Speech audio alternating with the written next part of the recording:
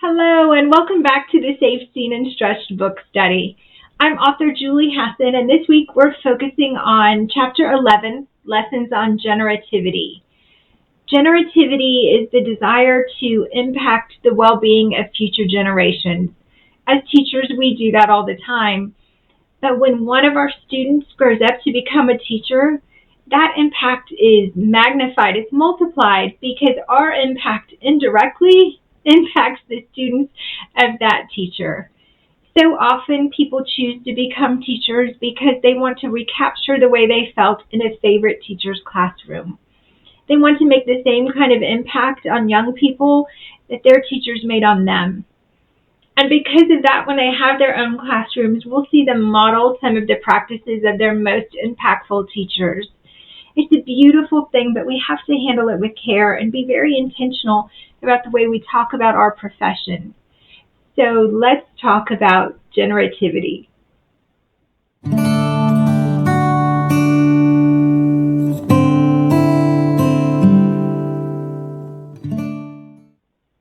In Chapter 11, I bring the reader along to a middle school where I'm leading a professional development day. I started the morning with those teachers talking about my own teacher, Mrs. Russell. Mrs. Russell was my first grade teacher, and she made such a lasting impact on my life. I remember her classroom in such detail. I remember her playing Carole King's Chicken Soup with Rice on the record player. I remember her reading Everybody Needs a Rock by Byrd Baylor. Mostly I remember her patience, her positive way of talking with us, her creativity, and the way I felt in her classroom. Because of Mrs. Russell's first grade classroom and my experience there, I saw myself as a part of a community of learners, and it really shaped the way I went through school and inspired me so much that I became a teacher just like Mrs. Russell. I think about all of the things that I pulled from my experience with her into my own classroom. I played Chicken Soup with Rice on the CD player for my own students. I read all the Byrd Baylor books, and I tried to be that same kind of positive, loving voice for them. So often we are inspired to become teachers because of a teacher who laid that strong foundation for us, who impacted our lives. And that was certainly true of this group of middle school teachers I visited in Chapter 11. When I finished that first part of our professional development day, I invited them to tell stories about teachers who made an impact on their lives. One of the first people to share was Jessica. She told us about Mrs. Dodd, her sixth grade teacher. Jessica shared that she was placed in foster care when she was 11. It was a very traumatic time in her life. But her teacher, Mrs. Dodd, checked on her every day, made sure she had what she needed for field trips, signed up for tutoring, supported her in both her schoolwork and her extracurricular activities, and became this very stable, loving presence in Jessica's life. And I noticed while Jessica was telling the story, the teacher next to her was crying. And of course, these stories elicit so much emotion, especially from teachers. But I remember thinking, this woman was really touched by this story, and I was surprised by it. But I listened to Jessica continue, and she said when she left middle school and went into high school, Mrs. Dodd continued to support her. She showed up at her track meets. When Jessica was struggling, she went with her to teacher conferences. And Jessica remembers Mrs. Dodd cheering so loudly at graduation when she walked across the stage. And Mrs. Dodd is the reason she chose to become a teacher. And as Jessica was finishing telling this story, she motioned for the women next to her to stand up. Ooh, it still gets to me just remembering it. And she said, "This is Mrs. Dodd." So now they're co-teachers. And you can see how strong that connection is. You can see the way Jessica admires Mrs. Dodd and the way they support each other on this path in teaching and impacting students and helping young people grow the way Mrs. Dodd had done for Jessica. I love thinking about the long-term impact we make on students' lives, and especially the ripples of impact that happen when as teachers we inspire our students to become teachers too. As Jessica finished telling her story and the other teachers also shared stories, I could see everyone start to sit up a little taller, feel a little prouder. I think it affirmed for them how much their work matters, because these teachers had been feeling kind of beaten down. They were working in a district and a state where policies were limiting their autonomy. They felt like they couldn't make decisions in the classroom. They wanted to be more responsive to their students.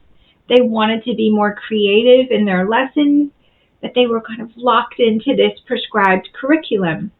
They were also working in a district and state with high stakes accountability systems. So standardized tests were helping principals and other leaders make decisions about how much learning was happening and about the quality of teaching. And these teachers were really questioning whether or not they were making an impact. And one of the teachers I talked to about this was Beth. She has a beautiful memory of her art teacher, Mrs. Akins, who inspired Beth to become an art teacher. I walked with her down to her classroom to look at her students' work. It was amazing. But Beth said they've developed a system in her district where students are all assigned the same project. There's a rubric by which those projects are scored, and there's some kind of calculation of student learning in the art classroom and of Beth's teaching of art to those students. She said it goes against everything I believe about art. She remembers in Miss Akins' room, Miss Akins taking her completed projects and putting them up on the wall and standing back and looking at them and just asking questions and saying to Beth, art is a personal expression. Art is subjective. Art is a way we communicate with each other about things that are so deep we can't even put them in words. Beth said that's what inspired me to teach art. And now I feel like I'm losing some of that passion because of the policies that have been put in place. So she's trying to tap back into the model that Mrs. Akins created for her.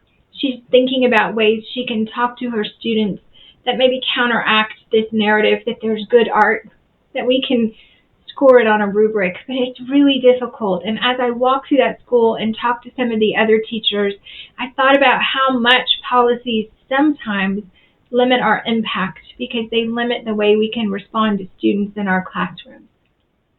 As I left Beth's art room and walked down the hall, a poster on a classroom wall caught my eye. So I went into that classroom and met the teacher, Will. And I asked him about this poster. It was a picture of Muhammad Ali, and underneath it were the words, "I am the greatest." I said it even before I knew I was.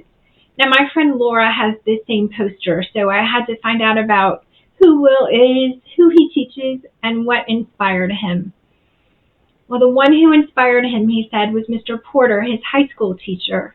Will grew up in a tough neighborhood in Chicago, and he said Mr. Porter was not just his teacher, but also his boxing coach. So Mr. Porter became an important mentor to students, but also in the boxing gym after school. And the thing that made the greatest impact on Will was Mr. Porter's tenacious tendency to catch them saying anything limiting or negative about themselves or their future and make them reframe it in positive ways. If they doubted their ability, if they talked about limited possibilities for their lives, he would stop them. He would say, you can be anything, you can do anything. You are smart, you are hardworking, you can do this. What a powerful model that Will now tries to emulate. He says he does that with his own students. If he finds that they're doubting their potential, doubting their ability, talking down about themselves, just stops and has them reframe. And it made me think, too, about how we talk to students who aspire to become teachers. Teaching is really hard right now, and sometimes we complain about our profession, about our work. We are right in doing that in many ways, but we have to be so careful because we can talk about the realities of teaching, but still talk about the things we love about teaching. We can paint a realistic picture for kids who are thinking about teaching without talking them out of following that path, because we need great teachers. You're going to want these kids who are full of excitement, who want to make an impact, to be your colleagues. And I'm going to have grandchildren one day, and I want really great teachers to teach them. And so we have to continue to inspire others to come along this path in teaching. We can advocate for better policies, we can advocate for necessary changes in our work, and still encourage people to pick up the chalk and follow us and make an impact on students' lives.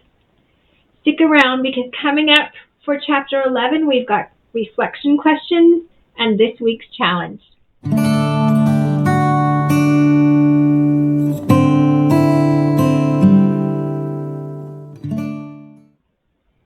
Reflection question 1. Think about the teacher or teachers who inspired you to teach. What did you bring from those classrooms into your own classroom?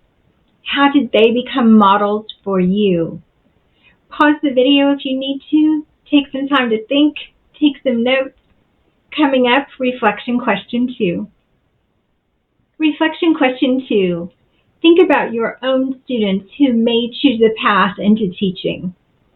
What do you want them to take from your classroom and use in their own classrooms one day? What kind of model do you hope to be for them? Pause the video if you need to. Reflect and take some notes. Coming up, this week's challenge.